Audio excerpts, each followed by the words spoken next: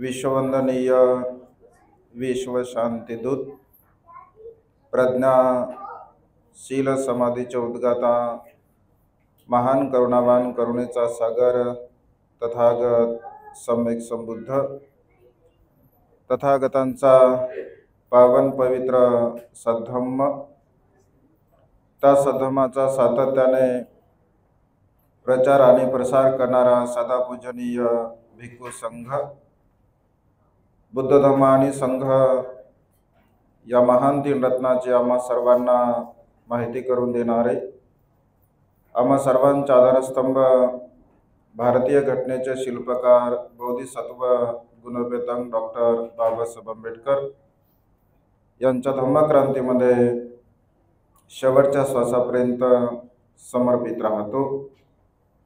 आज या मंगलमय प्रसंगी बोधिसत्व गुणवेतंग डॉक्टर बाबासाहेब आंबेडकर यांच्या एक निमित्ताने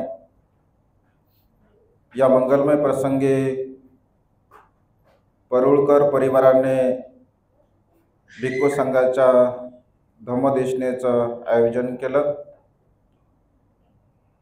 आपणा सर्वांच्या प्रति विशेष धम्मदेशना देण्यासाठी उपस्थित असणारे पूजनीय भिक्खू करुणानंदजी थेरो, मुख्य संचालक the great happiness YouTube channel, ज्यांनी अत्यंत सुंदर, मार्मिक आणि छोटेखानी आपल्या जीवनाशी निगडीत असा उपदेश दिला, असे पूजनीय भिक्खू यन धम्मानंदजी व संपूर्ण श्रद्धासंपन्न उपासक उपासिका आपणा सर्वांच्या प्रति अनंत अनंत मंगलकामना, मंगलमैत्री भावना व्यक्त करतो।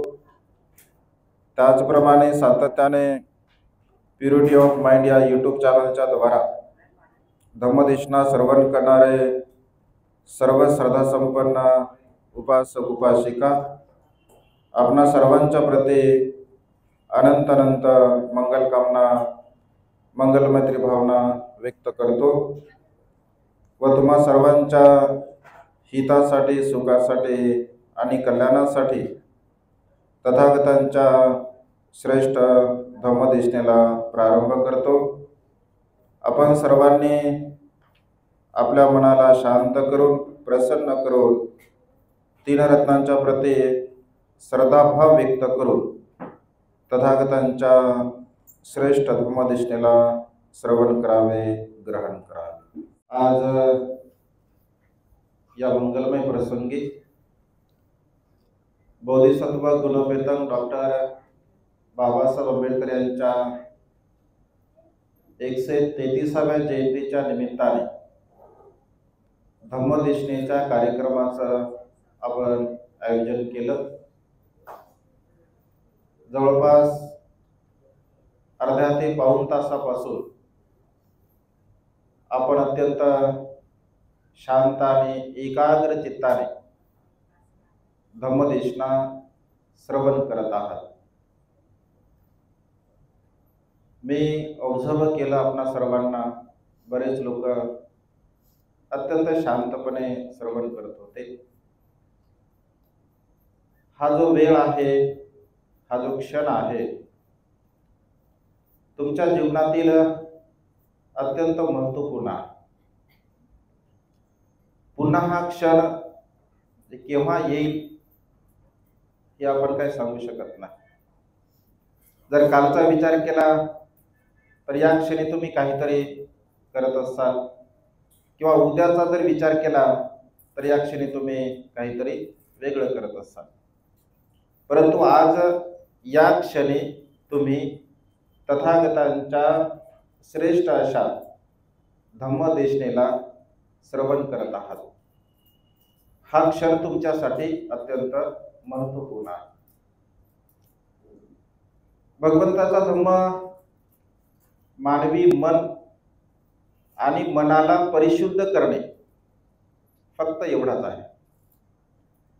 भगवंताने 45 वर्षापर्यंत धम्माचा प्रचार आणि प्रसार केला, मनुष्याच्या मनाला परिशुद्ध करण्यासाठी, मनुष्याच्या मनाला निर्मळ करण्यासाठी. मग तो मनुष्य कुठल्या जातीचा असो, संप्रदायाचा असो, कुठल्या प्रांतातला असो, भारत देशातला असो किंवा अन्य देशातला असो, प्रत्येक मनुष्याच्या मनाला परिशुद्ध करण्यासाठी भगवंताचे अनेक उपदेश आहेत. 84,000 उपदेश भगवंताच्या सद्धर्मामध्ये आपल्याला पाहायला मिळतात. त्यापैकी 82,000 उपदेश भगवंताने स्वतः दिले 45 वर्षापर्यंत. 2,000 उपदेश भगवंताच्या अग्र श्रावक शिष्याने दिले. अशा प्रकारे बुद्ध तत्वज्ञानामध्ये 84,000 उपदेश आपल्याला पाहायला मिळतात. त्या 84,000 उपदेशाचा सार प्रत्येक गाथेमध्ये आपल्याला पाहायला मिळतो. आज या मंगलमय प्रसंगी एका छोट्याशा गाथेवरती तुम्हाला एक 15-20 मिनिटापर्यंत सांगण्याचा, विश्लेषण करण्याचा माझ्या ज्ञानाला अनुसरून मी प्रयत्न करणार आहे. नेहमी आपण वंदनेमध्ये बोलत असतो, वंदनेची गाथा म्हणत असताना धम्मं चरे सुचरितं नथं दुचरितं चरे धम्मचारी सुखं सेति अस्मिन् लोके परमच. रोज कंटिन्यू आपल्या वंदनेमध्ये या गाथेला आपण बोलत असतो. धम्मं चरे सुचरितं, धम्मं चरे सुचरितं, चरे म्हणजे आचरण.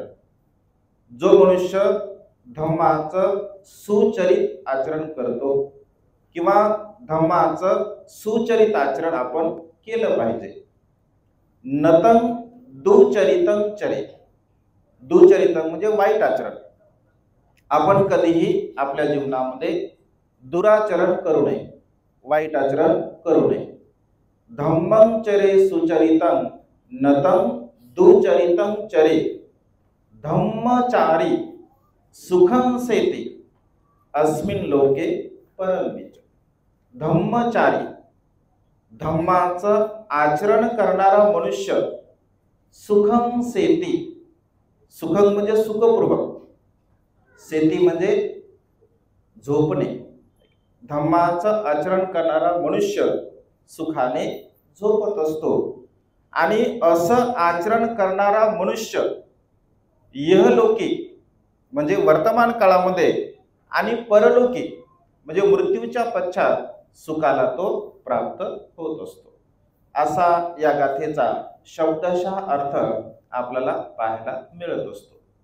तर आपण थोडक्यामध्ये समजून घेऊया की धम्मचारी कोणाला म्हटलं जातं किंवा धम्मचारी कोण, किंवा धम्म म्हणजे काय, किंवा धम्म कशाला म्हटलं जातं, किंवा भगवंताने धम्माची काय व्याख्या केलेली आहे. ऐक ना, जसं बौद्ध धर्म आहे आणि हिंदू धर्म आहे, मुस्लिम धर्म आहे, ख्रिश्चन धर्म आहे, ईसाई धर्म आहे. हा धर्म वेगळा आणि धम्म वेगळा. म्हणजे धम्माची व्याख्या आणि धर्माची व्याख्या ही फार डिफरंट आहे. म्हणजे ज्याला जमीन आसमान असं आपण म्हणत असतो, अगदी तशा प्रकारे. मग नेमका धम्म म्हणजे काय, धम्माची व्याख्या भगवंताने कशा प्रकारे केली. जसं उदाहरण दिलं भगवंताने, अग्नी आहे. जसं आता आपण मेणबत्ती प्रज्वलित केली, अग्नी आहे. अग्नीचा एक धम्म आहे, अग्नीचा एक धर्म आहे. कोणता धर्म आहे अग्नीचा? अग्नीचा धर्म आहे जळणे आणि जाळणे. अग्नीचा धर्म आहे स्वतः जळणे आणि इतरांना जाळणे. अगदी तशा प्रकारे बर्फाचा धर्म आहे शीतल करणे, म्हणजे स्वतः शीतल असणे आणि इतरांना शीतल करणे, हा त्याचा धर्म आहे. मग मनुष्याचा धम्म कोणता आहे किंवा मनुष्याच्या या 3.5 हाताच्या कायेमध्ये कोणकोणत्या प्रकारचे धम्म उत्पन्न होतात? कारण सुख आणि दुःख बाह्य जगतामध्ये नाही आहे, बाह्य कुठेही सुख नाही आहे. जसं भंतेजींनी सुखाची व्याख्या केली आणि ती सुखाची व्याख्या आपण सुद्धा जाणता समजून घेता, परंतु नेमकं सुख कशामध्ये आहे किंवा भगवंताने जी सुखाची व्याख्या केलेली आहे ती व्याख्या कोणती आहे? ती व्याख्या समजणं अत्यंत महत्त्वपूर्ण आहे. कारण जोपर्यंत एखादी गोष्ट आपल्याला समजत नाही तोपर्यंत त्या गोष्टीमध्ये असणारा जो मतित अर्थ आहे तो मतित अर्थ आपण समजून घेऊ शकत नाही. ही 3.5 हाताची जी काया आहे, भगवंत असे म्हणतात की या 3.5 हाताच्या कायेमध्ये मनुष्याचे धम्म उत्पन्न होतात. म्हणजे दुःखाचे कारण सुद्धा या 3.5 हाताच्या कायेमध्ये आहे आणि सुखाचे कारण सुद्धा या 3.5 हाताच्या कायेमध्ये आहे. मग या कायेच्या द्वारा ज्याला 6 इंद्रिय असं आपण म्हणत असतो, कारण धम्म समजून घेत असताना बाह्य धम्म नाही आहे. जसं आपण काव्यामध्ये म्हणत असतो, तुझ आहे तुझ पासे परी तू जागा भुलला असे. म्हणजे सर्व काही आपल्या जवळच आहे, परंतु आपण मात्र ते विसरत आहोत. आणि आपण विसरत असल्यामुळे आपल्याला नेमकं काय करायचं आहे किंवा कशा प्रकारचं जीवन जगायचं आहे हे मात्र आपण समजू शकत नाही. आणि त्यामुळे मनुष्याचा जो स्वाभाविक धम्म आहे या स्वाभाविक धम्माला आपण समजून घेतलं पाहिजे. जसं आपण या स्वाभाविक धम्माला न समजून घेतल्यामुळे खरं तर अनेक प्रकारचं दुःख आपल्या जीवनामध्ये निर्माण होऊ शकते. जसं डोळ्याचा धम्म आहे, डोळ्याचा धम्म काय आहे? डोळ्याचा धर्म आहे बघणे. डोळ्याचा धर्म आहे बघणे, परंतु नेमकं काय बघणे हे पण महत्वाचं आहे. कारण बघणे जर असं म्हटलं तर त्याचे परिणाम सुद्धा वाईट होऊ शकतात, त्याचे परिणाम सुद्धा आपल्याला हानिकारक होऊ शकतात. मग नेमकं आपण डोळ्याने जे बघतो तर ते काय बघतो किंवा कशा प्रकारचं बघितलं पाहिजे हे ज्ञान सुद्धा मनुष्याला असलं पाहिजे. जसं एखादा व्यक्ती एखाद्या सुंदर फुलाकडे बघत आहे, सुंदर गुलाबाचं फुल आहे आणि त्या सुंदर गुलाबाच्या फुलाकडे एखादा व्यक्ती बघत आहे. एक व्यक्ती अशा प्रकारे त्या फुलाकडे बघत आहे की फुल किती सुंदर आहे, फुल किती मनमोहक आहे, किती चांगल्या प्रकारचं आहे. एखादी भगिनी जर असा विचार केला की फुल तर फारच सुंदर आहे, जर हे फुल जर माझ्या केसामध्ये लावलं तर किती सुंदर दिसेल असाही विचार करू शकते. एक व्यक्ती, एक भगिनी असा विचार करू शकते, दुसरा व्यक्ती, दुसरी भगिनी अशा प्रकारचा विचार करू शकते. फुल तर अत्यंत सुंदर आहे, अत्यंत मनमोहक आहे, दिसायला सुद्धा म्हणजे अत्यंत गंधायुक्त आहे, परंतु याचा स्वभाव धर्म मात्र असा राहणारा नाही आहे. याचा स्वभाव धर्म हा बदलणारा आहे, क्षणिक आहे आणि काही वेळानंतर हे फूल सुकून जाणार आहे. दोन व्यक्ती, प्रत्येक व्यक्तीचा दृष्टिकोन हा भिन्न भिन्न आहे. जो मनुष्य अज्ञानी आहे, अडाणी आहे किंवा त्याला त्या गोष्टीचं ज्ञान नाही आहे, तर तो मनुष्य सहज केवळ त्या फुलाच्या सुंदरतेकडे बघेल. परंतु ज्यांना त्याचं ज्ञान आहे तर त्या सुंदरतेच्या पलीकडे अनित्य सिद्धांताला तो जाणेल, कारण हे सुद्धा नष्ट होणार आहे, हे सुद्धा क्षणभंगुर आहे, हे सुद्धा परिवर्तनशील आहे, हे सुद्धा बदलणार आहे. म्हणजे मनुष्याचा जसा दृष्टिकोन आहे त्या दृष्टिकोनाला अनुसरून मनुष्य आपल्या विचारांना त्या ठिकाणी प्रदर्शित करत असतो. जसं कानाचा धर्म आहे, कानाचा धर्म हा ऐकणे आहे, कानाचा धर्म हा ऐकणे आहे. मग चांगलं ऐकणे किंवा वाईट ऐकणे, ज्याला भगवंताने श्रवण ज्ञान असं म्हटलं आहे, श्रवण प्रज्ञा, श्रोतमय प्रज्ञा. कारण 7 प्रकारच्या कुशल धम्मामध्ये, 7 प्रकारच्या धनामध्ये, धनाच्या व्याख्येमध्ये भगवंताने श्रोतमय प्रज्ञेला सुद्धा एक प्रकारचं धन असं म्हटलं आहे. ऐक ना, धनाची व्याख्या आपण करतो मनुष्य कोण धनवान आहे, कशा प्रकारचा धनवान मनुष्य आहे. बाह्य भौतिक धनसंपदा आपल्याकडे आहे तर कधी कधी आपण त्याला धनवान म्हणत असतो. ज्याकडे हिरे आहे, मोती आहे, जवाहर आहे, सोना आहे, चांदी आहे किंवा अन्य पैसा आहे. परंतु भगवंताने याला धनवान नाही म्हटलं. भगवंताने धनाची व्याख्या फार वेगळी केली आहे.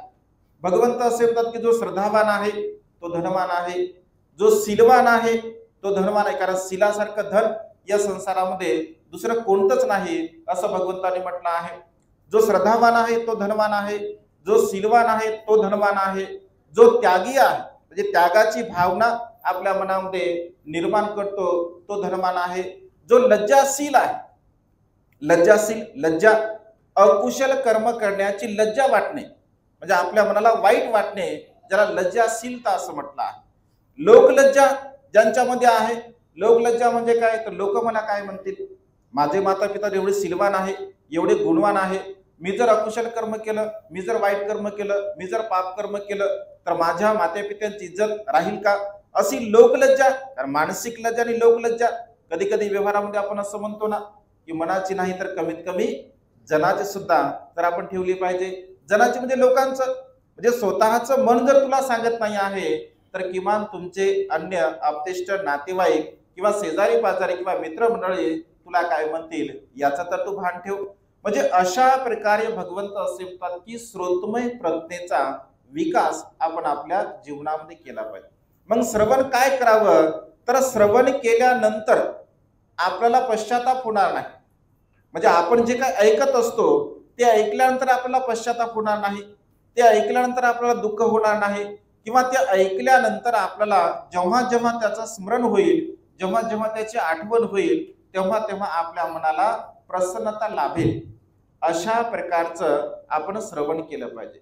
म्हणजे श्रवण करत असताना आपल्या हिताचं, आपल्या सुखाचं, आपल्या कल्याणाचं जर आपण सदा सर्व काळ श्रवण करत असेल तर कानाने जो धम्म आहे, जो नैसर्गिक धम्म आहे, त्या नैसर्गिक धम्माला योग्य प्रकारे आपण जाणू शकतो.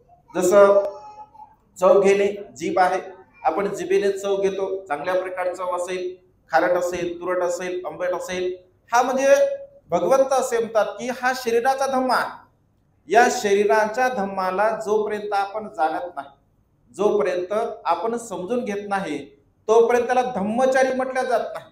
कारण या गोष्टींना आपण जोपर्यंत जाणत नाही, समजून घेत नाही आणि प्रत्यक्ष रूपाने त्याची आपण अनुभूती घेत नाही. जसं मनुष्याच्या जीवनामध्ये कधी कधी मनुष्य आपल्या जिभेचे चोचले पुरवण्यासाठी किंवा इच्छा पूर्ण करण्यासाठी, एखाद्या मनुष्याला कधी कधी डायबिटीज असते आणि डायबिटीज असल्यामुळे जर गोड खाण्याची आवड आहे, फारच गोड खाण्याची आवड आहे आणि डायबिटीज तर आहे, गोड खूप सारं समोर दिसत आहे, त्याची इच्छा होते की थोडंसं खाऊ द्या म्हणते आणि थोडंसं खाते आणि नंतर मात्र मग त्याचे परिणाम भोगावे लागतात आणि पुन्हा म्हणते की अरे उगाच खाल्लं. म्हणजे आपली इच्छा पूर्ण करण्यासाठी त्यावरती कंट्रोल नाही आहे, संयम नाही आहे आणि त्याचे परिणाम नंतर मात्र आपल्याला भोगावे लागत असतात. जिभेचा धम्म सुद्धा आपण योग्य प्रकारे जाणला पाहिजे. शरीराचा धम्म, शरीर जे आपलं सुखद आणि असुखद म्हणजे संवेदनाशील असणारं जे आपलं शरीर आहे. ध्यान साधना करत असताना आपण जर शिबिर केलं असेल, ध्यान साधना विपश्यना जर आपण केली असेल तर तिथे आपल्याला शिकवलं जातं की ज्या सुखद संवेदना आहे त्याला सुद्धा आपण जाणलं पाहिजे, असुखद संवेदना आहे त्याला सुद्धा आपण जाणलं पाहिजे, असुखद असेल, अदुःखद असेल त्याला सुद्धा आपण जाणलं पाहिजे. या तिन्ही प्रकारच्या संवेदनेमध्ये आपण समता ठेवली पाहिजे. जर तिन्ही प्रकारच्या संवेदनेमध्ये जर आपल्याकडे समता असेल तर त्या उत्पन्न होणाऱ्या संवेदनेला यथार्थ रूपाने प्रज्ञाचक्षुने आपण जाणू शकतो, समजू शकतो. आणि जो मनुष्य यथार्थ रूपाने आपल्या प्रज्ञाचक्षुने त्या संवेदनेला जाणत नाही तर असे अनेक उदाहरण आमच्या समोर आहे की शिबिराला गेलेले लोक ते म्हणतात भंतेजी तिथे बसणं म्हणजे ज्याप्रमाणे एखाद्या कैदेमध्ये बसल्यासारखं आहे, एका कारागृहामध्ये बसल्यासारखं आहे. 2-3 दिवस आम्ही बसलो आणि आमच्या डोक्यामध्ये असे असे विचार येत होते की आम्ही कधी आयुष्यामध्ये तसा विचार केला नाही. असं का होतं? आपला स्वभाव हा बहिर्मुखी असतो, बाह्य बाह्य वरकरणी आपण विचार करत असतो आणि जेव्हा आपण साधनेला बसतो, जेव्हा आपण शिबिराला बसतो, जेव्हा आपण संवेदनेला जाणतो, तर स्वतःमध्ये उत्पन्न होणाऱ्या विकाराला आपण तिथं प्रत्यक्ष रूपाने त्याचं दर्शन घेतो. एरवी आपण म्हणजे बहिर्मुखी असल्या कारणाने आपल्याला माहित नसतं की आपल्यामध्ये किती विकार आहे, आपल्यामध्ये किती राग आहे, आपल्यामध्ये किती द्वेष आहे, आपल्या कितीमध्ये मोह आहे, मीपणा आहे, अहमपणा आहे, गर्व आहे, ईर्ष्या आहे. अनेक प्रकारच्या विकाराने आपल्या मनामध्ये एक प्रकारचा भांडार तयार केला आहे आणि वर्षानुवर्ष त्याचा संचय आपण करतच चाललेलो असतो. वर्षानुवर्ष आपण ते करत असतो आणि जेव्हा 10 दिवसाच्या शिबिरामध्ये आपण त्याला थांबवण्याचा प्रयत्न करत असतो, तर तिथे मात्र अनेक प्रकारच्या वेदना आपल्याला उत्पन्न होतात आणि त्या वेदना असह्य झाल्यामुळे काही काही लोक शिबिर सोडून सुद्धा घरी परत येत असतात आणि म्हणतात की भंतेजी आमच्याकडून काय ते झालेलं नाही आहे. तिथे ते अपयशी ठरतात. म्हणजे जीवनाच्या खऱ्या सुखाला प्राप्त करण्यासाठी गेले, जसं की भगवंत उदाहरण देतात. भगवंत असे म्हणतात की ज्याप्रमाणे एखादा पक्षी असावा, जो पक्षी अत्यंत तहानेने व्याकुळ आहे, त्याला खूप तहान लागलेली आहे आणि तो तहानलेला पक्षी एखाद्या समुद्राच्या किनाऱ्यावरती बसावा आणि समुद्राच्या किनाऱ्यावरती बसून तो पक्षी त्या पाण्याकडे पाहत आहे. पाणी तर अत्यंत शीतल आहे, थंडगार आहे, स्वच्छ आहे. तो त्या पाण्याला पाहत आहे, तहान लागलेली आहे, पाणी समोर आहे, परंतु त्या किनाऱ्यापासून पाण्यापर्यंत जाण्यासाठी तो उडू शकत नाही. का उडू शकत नाही? कारण त्याचे दोनही पंख तुटलेले आहेत. जर दोनही पंख तुटलेले असतील तर तो पाण्याला पाहतो, परंतु पाण्यापर्यंत जाऊ शकत नाही. अगदी अशा प्रकारच्या अपयशी मनुष्यांची अवस्था अशीच आहे. सुखासाठी जर गेले, परंतु त्या सुखाचा अनुभव न करताच आले आणि मग आपण त्याची जर अनुभूती घेत नसेल तर आपण धम्मचारी होऊ शकत नाही. आणि त्यामुळे भगवंत असे म्हणतात, या शरीरावरती उत्पन्न होणाऱ्या संवेदनेला आपण जाणलं पाहिजे, समजून घेतलं पाहिजे. म्हणजे एकंदरीत हे 6 प्रकारची जी इंद्रिय आहे, श्रोत इंद्रिय आहे, घ्राण इंद्रिय आहे, जिव्हा इंद्रिय आहे, चक्षु इंद्रिय आहे, स्पर्श इंद्रिय आहे आणि मनो इंद्रिय आहे. या 5ही इंद्रियावरती कंट्रोल ठेवण्याचं काम जर कोण करत असेल तर ते म्हणजे आपलं मनो इंद्रिय करते, आपलं मन करते. आणि या मनाला संयमित जर आपण करत असेल, या मनाला आपल्या काबूमध्ये जर ठेवत असेल, भगवंत एका गाथेमध्ये म्हणतात, एखादा अत्यंत बलवान असा घोडेस्वार असेल, अत्यंत बलवान आहे, अत्यंत बुद्धिमान आहे, ज्ञानी आहे, तो ज्ञानी बुद्धिमान घोडेस्वार एखाद्या म्हणजे अत्यंत बेभान असणाऱ्या घोड्याला आपल्या काबूमध्ये करत असेल, त्यावरती आपला ताबा मिळवत असेल, तर त्याला मी खरा सारथी समजत नाही. परंतु एखादा मनुष्य आपल्या भरकटलेल्या मनाला जर संयमित करत असेल, एकाग्र करत असेल, शांत करत असेल, तर त्याला मी खरा सारथी म्हणत असतो. कारण मनुष्याचं मन अत्यंत चंचल आहे. फदनं चपलं चित्तं दुरख दुर्निवारयं उजुं करोति मेधावी उसुकारो तेजन. भगवंत असे म्हणतात की मन हे अत्यंत चंचल आहे, अत्यंत दुर्दम्य आहे, अत्यंत कठीण आहे. या कठीण मनाला संयमित ठेवणे अत्यंत मनुष्याच्या जीवनाची परीक्षा असते. आणि त्यामुळे आपण धम्मचारी बनण्यासाठी या 6 प्रकारच्या इंद्रियावरती सदा सर्व काळ संयम ठेवला पाहिजे. जर या 6 इंद्रियावरती आपण संयम ठेवत असेल आणि त्याला जाणत असेल, त्याला समजून घेत असेल, त्याच्या स्वभावाला समजून घेत असेल, तर खऱ्या अर्थाने आपण धम्मचारी होऊ शकतो. नाव धम्मचारी जर आपण समोर लावलं तर नावाने कोणी धम्मचारी होत नाही. प्रॅक्टिकली जर तुमचं तशा प्रकारचं आचरण असेल, प्रॅक्टिकली जर तुम्हाला तशा प्रकारची अनुभूती असेल, तर तुम्ही खऱ्या अर्थाने धम्मचारी होऊ शकता. त्याच्या विरोधामध्ये भगवंत असे म्हणतात, नथं दुचरितं चरे. म्हणजे अशा प्रकारच्या धम्माचं आपण त्याच्या विसंगत कधीही आचरण करू नये. जसं की कायेच्या द्वारा, वाचेच्या द्वारा आणि मनाच्या द्वारा. काय म्हणजे आपलं शरीर, शरीराच्या द्वारा प्रत्येक मनुष्य 3 प्रकारचे अकुशल कर्म करत असतो. शरीराने प्राण्यांची हिंसा करतो, चोरी करतो, व्यभिचार करत असतो. आपल्या वाणीने मनुष्य खोटं बोलतो, निंदानालस्ती करतो, चहाडी चुगली करतो, व्यर्थ बडबड करतो. आपल्या मनाने मनुष्य राग करतो, द्वेष करतो आणि लोभ करतो. ही 10 प्रकारचे कुशल कर्म आणि 10 प्रकारचे अकुशल कर्म, या 10 प्रकारच्या कुशल कर्माचं अनुसरण करणाऱ्या व्यक्तीला भगवंताने धम्मचारी असं म्हटलेलं आहे. आणि याच्या विरुद्ध जर कोणी आचरण करत असेल तर तो मात्र धम्मचारी होऊ शकत नाही. आणि त्यामुळे भगवंत असे म्हणतात, म्हणजे मनुष्य जर धम्माचं अनुसरण करत असेल, मनुष्य जर धम्माला जाणत असेल, समजून घेत असेल, तर अशा प्रकारचा मनुष्य सुखं सेते, सुखाने झोपत असतो. मनुष्य धम्माचं आचरण करत असेल तर तो सुखाने झोपतो. कारण सध्याच्या वर्तमान काळामध्ये सुखाने झोप हा जो शब्द प्रयोग आहे हा जरा कठीणच आहे. झोप मनुष्याच्या जीवनामध्ये अत्यंत महत्वपूर्ण आहे. भगवंताने 2600 वर्षापूर्वी हा उपदेश दिला, परंतु आजही वर्तमान काळामध्ये मनुष्याच्या जीवनामध्ये सुखाची झोप अत्यंत महत्वपूर्ण आहे. सुखाने झोप म्हणजे या संसारामध्ये फार कमी लोक आहेत जे की सुखाने झोपतात. वर्तमान काळामध्ये फार कमी लोक आहेत जे की सुखाने झोपतात. पूर्वी काळामध्ये तरी अनेक लोकांना सुखाची झोप होते, परंतु आज मात्र फार कमी लोक सुखाने झोपत असतात. मग कोणता मनुष्य सुखाने झोपत नाही किंवा कोणता मनुष्य सुखाने झोपतो? साधा प्रश्न आहे की कोणता मनुष्य सुखाने झोपू शकतो? तुम्हाला काय वाटतं, कोणता मनुष्य सुखाने झोपतो? आपल्या भाषेमध्ये एक समाधानी मनुष्य सुखाने झोपू शकतो. 2600 वर्षावर भगवंत असे म्हणतात, संतुष्टी परमं धनम, म्हणजे संतुष्ट राहण्यासारखं धन या संसारामध्ये कोणतंही नाही आहे. म्हणजे समाधानी जर मनुष्य असेल तर तो सुखाने झोपू शकतो. काही कारण भगवंत सांगतात की सुखाने मनुष्य का झोपू शकत नाही. रागाने युक्त असणारा मनुष्य कधी सुखाने झोपू शकत नाही.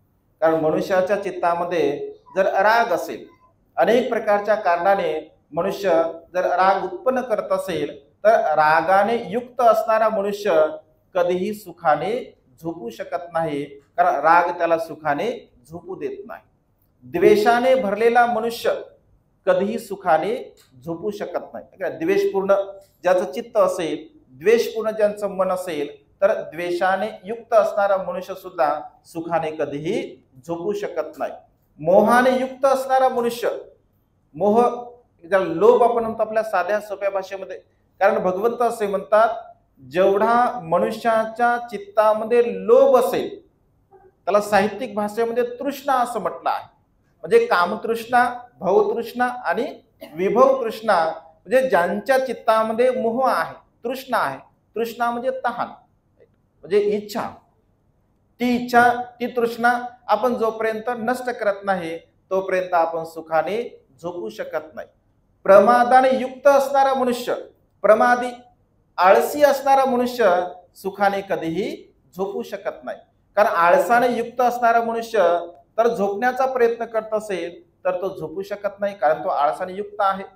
जास्त भोजन करणारा मनुष्य, जास्त जर भोजन करणारा मनुष्य असेल, जास्त खाणारा मनुष्य सुद्धा सुखाने झोपू शकत नाही. राजा प्रसेनजित एकदा भगवंताकडे येतात धम्मदेशना श्रवण करण्यासाठी, आणि आता राजा असल्यामुळे भगवंताच्या अगदी समोर बसतात. राजे लोक, श्रेष्ठी लोक भगवंताच्या समोर बसायचे, आणि त्याला असं वाटलं की भगवंताच्या देशना रात्रभर चालायच्या, तर त्यांना असं वाटलं की जेवण करून आपण जावं. सांगता येत नाही किती वेळ भगवंता देशना चालेल, आणि देशनेमधून आपण उठून सुद्धा जाऊ शकत नाही. तो भोजन करतो. असेही राजा प्रसेनजितला असं साहित्यामध्ये उल्लेख आहे की भोजन त्याच्या फार प्रिय असते, त्याला भोजन फार आवडीचं असते, आणि तो भोजन करतो, भगवंताच्या समोर बसतो. थोड्या वेळापर्यंत अत्यंत सतर्कतेने, जागरूकपणे तो धम्मदेशना श्रवण करतो, परंतु थोडा वेळ झाल्यानंतर मात्र तो बसल्या जागी डुलक्या देत असतो. आता राजा आहे, डुलक्या देत आहे.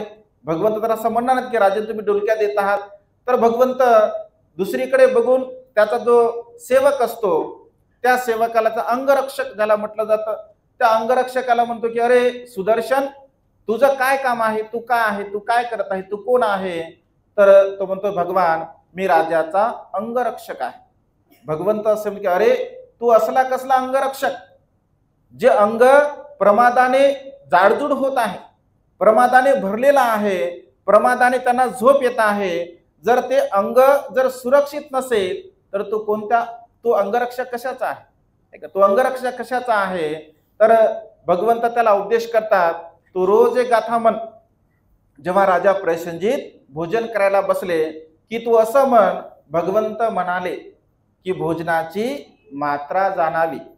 भोजनाची मात्रा जाणावी, जेवढं शरीराला आवश्यक असेल तेवढंच आपण भोजन करावं, भोजन आपण अधिक करू नये. असं म्हटल्याबरोबर त्याला फार राग यायचा राजाला, पण सुरुवातीला तो असं म्हणायचा, भगवंत असे म्हणाले. भगवंत असे म्हणाले म्हटलं का तो शांत होत असे आणि अशा पद्धतीने राजाचं भोजन हळूहळू हळूहळू कमी झालं आणि शेवटी मात्र तो अत्यंत तंदुरुस्त झाला. त्याचं शरीर अत्यंत योग्य प्रकारे झालं. तो भगवंताकडे येतो आणि भगवंताला म्हणतो, भगवान, भगवंताचा धम्म किती कल्याणकारक आहे. भगवान केवळ माझ्या मनाची काळजी घेत नाही, तर भगवंत माझ्या शरीराची सुद्धा काळजी घेतात. म्हणजे 26 वर्षावर भगवंत असे म्हणतात की भोजनामध्ये सुद्धा आपण योग्य प्रकारे मात्रा जाणावी. जास्त खाणारा मनुष्य सुखाने कधीही झोपू शकत नाही.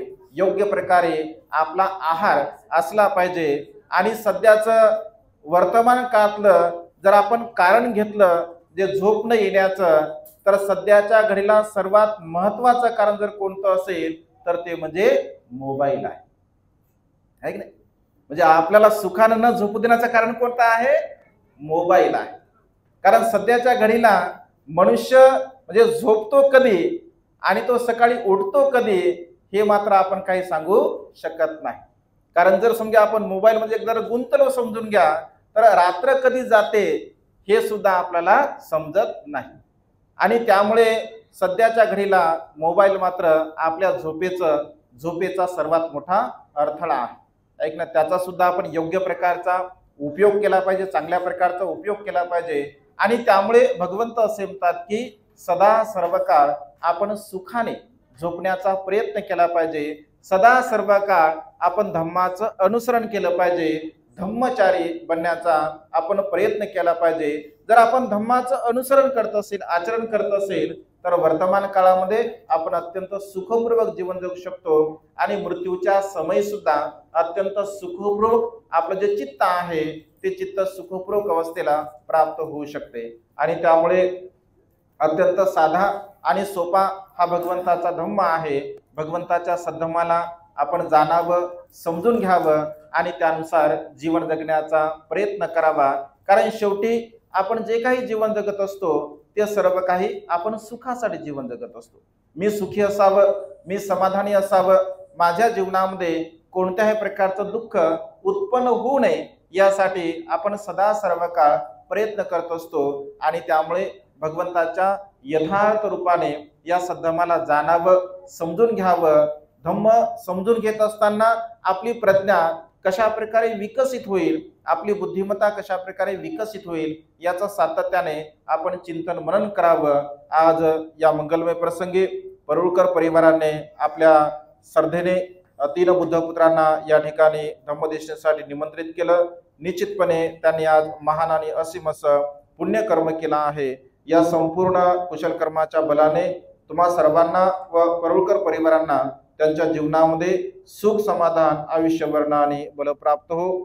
तुम्हा सर्वांच्या इच्छित आणि पार्थित मनोकामना ढगातून मुक्त झालेल्या शीतल चंद्रमाप्रमाणे पूर्णत्वात जाऊ अशा प्रकारची मंगलमय आणि उदात्त कामना वेळेच्या अभावी या ठिकाणी व्यक्त करून ही छोटीशी धम्मदेशना संपन्न करतो. सर्वांचं मंगल हो, सर्वांचं कल्याण हो, सर्वांना दीर्घायुष्य लाभो.